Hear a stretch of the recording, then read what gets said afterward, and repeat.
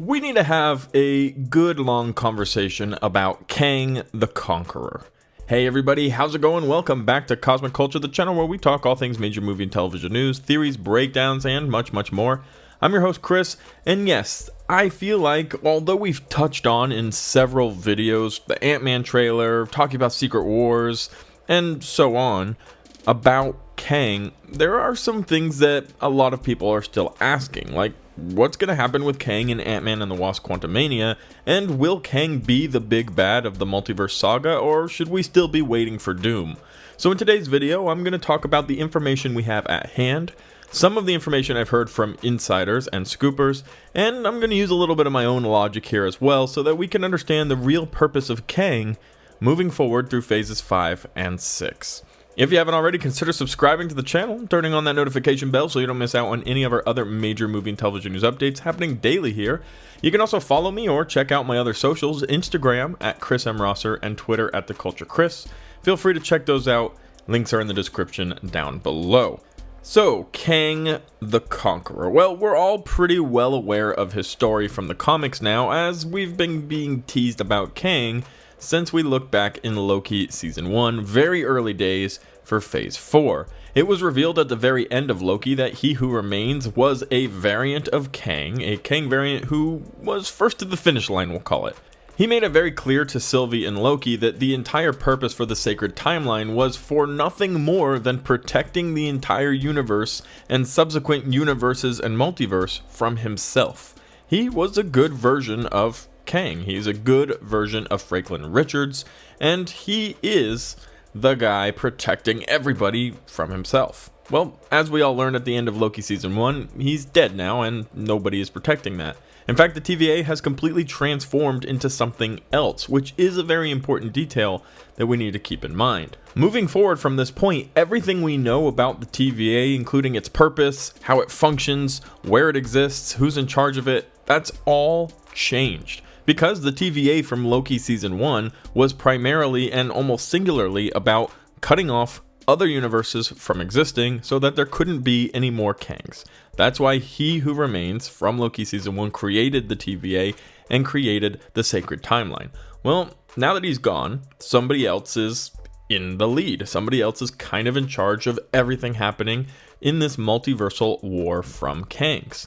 So the purpose of the TVA won't necessarily be to close other timelines, but rather to help this Kang, our new King Kang, be in charge of all of those different realms. So the multiverse exists. It's been confirmed by Kevin Feige that it exists because of Loki and Sylvie. We've already seen a lot of different consequences of this. Doctor Strange in the Multiverse of Madness, Spider-Man No Way Home, and whether you want to count it or not, What If exists because the multiverse has been opened up by Loki and Sylvie, who killed He Who Remains. So here we are in this new multiversal MCU, and we're about to get a lot of multiverse storylines and arcs moving into Phase 5 with Ant-Man and the Wasp: Quantumania, Loki Season 2, the Marvels, and through countless different cameos that will be popping up and pushing forward the story.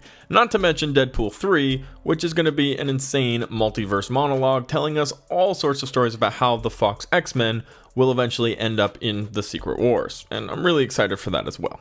But we need to talk a little bit more about who Kang is and how are we going to interact with or be involved with Kang moving forward through phases 5 and 6.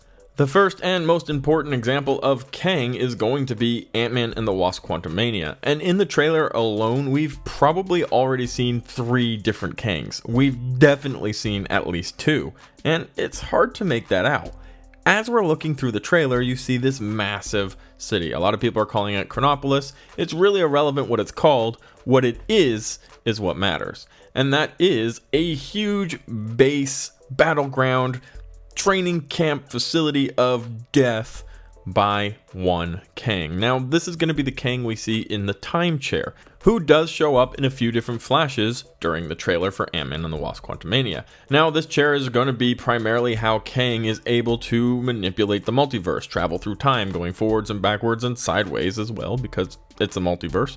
There's more than just forward and backward. There's also sideways into different realms and upwards and diagonally, so that he can accomplish being a conqueror of those timelines. The assumption is that his base in the quantum realm is where he's leading the attack because it's outside of time. No Kang can perceive what he's doing, and he's all good, dandy, and safe there. That's why a lot of people thought the TVA existed in the quantum realm, outside of time and space, living in the cracks so that nobody could discover it. But with that being said, we've already seen in the Ant-Man and the Wasp trailer, I highly believe, as do many other YouTubers and insiders, a different Kang variant trying to catch up to the Kang who we'll say is in the lead of the multiversal race. The Kang with the army and the time chair and the power source. This second Kang, who we see having a dialogue with Ant-Man, is trying to get Ant-Man to help him take down the first Kang. Now, whether they're going to make that very clear to Ant-Man that they're the same person, that's going to be kind of for us to wait and find out.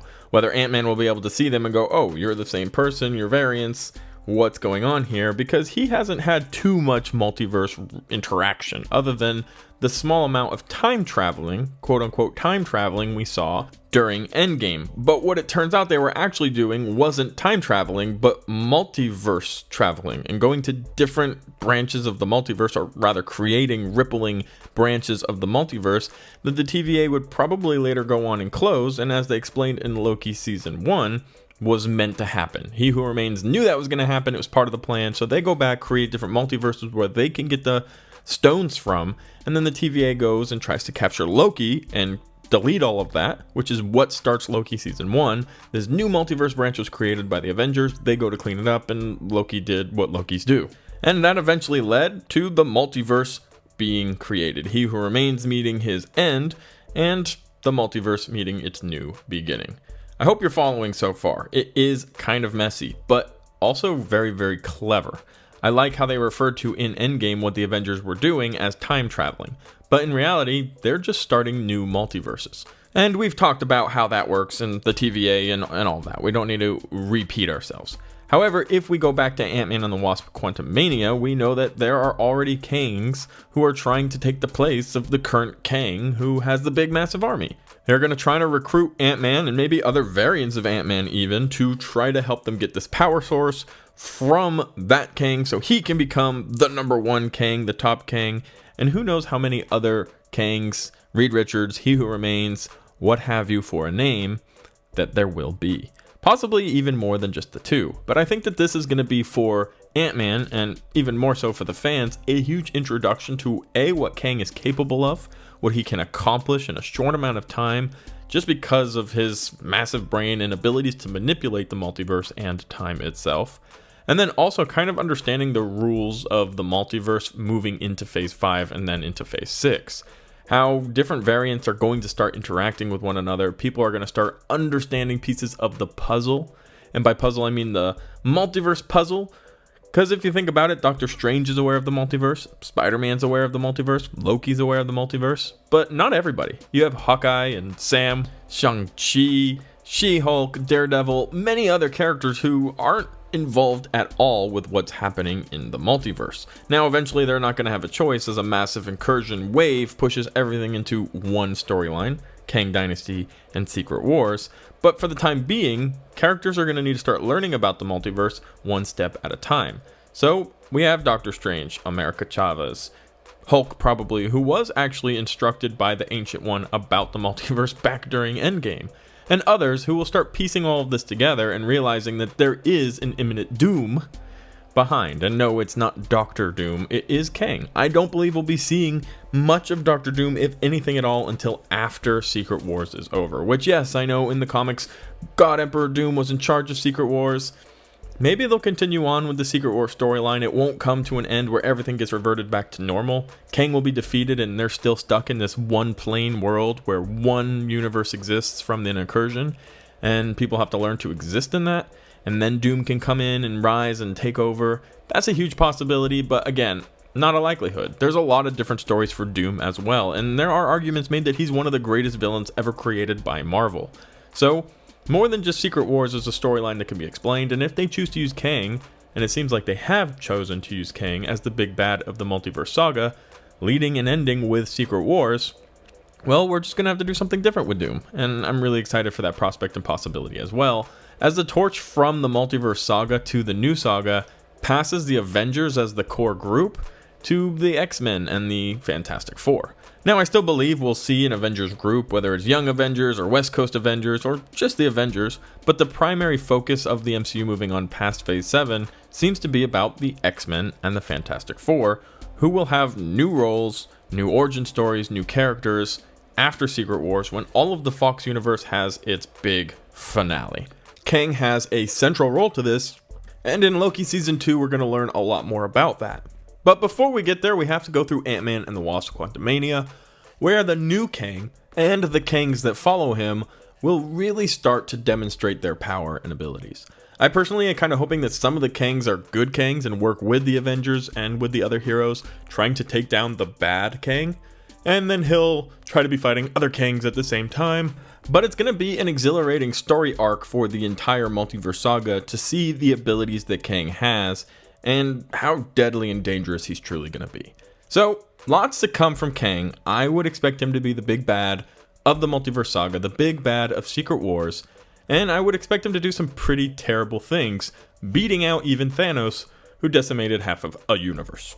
A singular universe. Kang might be causing problems in multiple universes, potentially wiping out an entire universe, which would already be twice as much as Thanos did, and only the beginning. So, a few things for those of you who made it to the very end of the video, and thank you to those fans. 1, make sure you like it, helps out the channel a lot, and really easy for you. 2, let me know what expectations you have of Kang as we start moving into Phase 5. What are you hoping to see him accomplish or be capable of? Because a story of superheroes can only be as good as the villain, and I'm hoping with Kang we have found an incredible villain. So let me know those thoughts in the comment section down below. Don't forget to subscribe, turn on that notification bell, and I'll be sure to catch all of you guys in the next one right here on Cosmic Culture.